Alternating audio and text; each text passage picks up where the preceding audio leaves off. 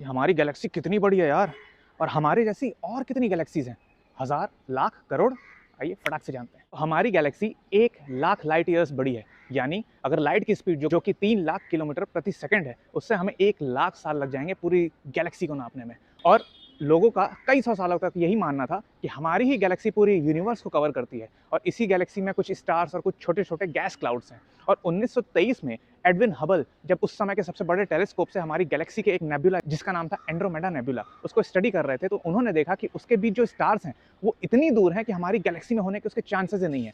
आखिरी में उन्होंने ये कंक्लूड किया कि ये एक डिफरेंट गैलेक्सी है, और ये एंड्रोमेडा नेबुला नहीं, एंड्रोमेडा गैलेक्सी है। और आने वाले समय में ऐसी कई और गैलेक्सीज डिस्कवर होती गई, लेकिन असली ब्रेक थ्रू 1990 में आया।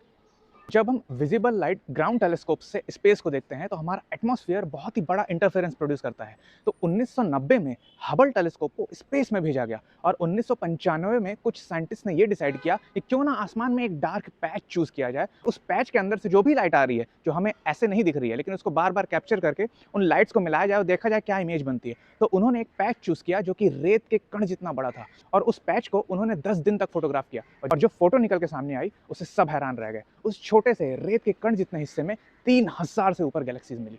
उसके बाद से यूनिवर्स को समझने की अंडरस्टैंडिंग ही चेंज हो गई, और 1995 में जब ये फोटोग्राफ सामने आई, जिसको हबल डीप स्पेस भी कहा जाता है, इसके बाद साइंटिस्ट ने और ऐसी कई फोटोग्राफ्स खींची, और आज साइंटिस्ट का यह मानना है कि हमारे ऑब्जर्वेबल यूनिवर्स में हमारे गैलेक्सीज के जैसी 2 लाख करोड़ से ऊपर गैलेक्सीज हैं। तो हमारा यूनिवर्स हमारी सोच से भी बहुत बड़ा है। बाकी आपको स्पेस से रिलेटेड और कौन से टॉपिक में इंटरेस्ट है, प्लीज़ मुझे कमेंट सेक्शन में ज़रूर बताएं।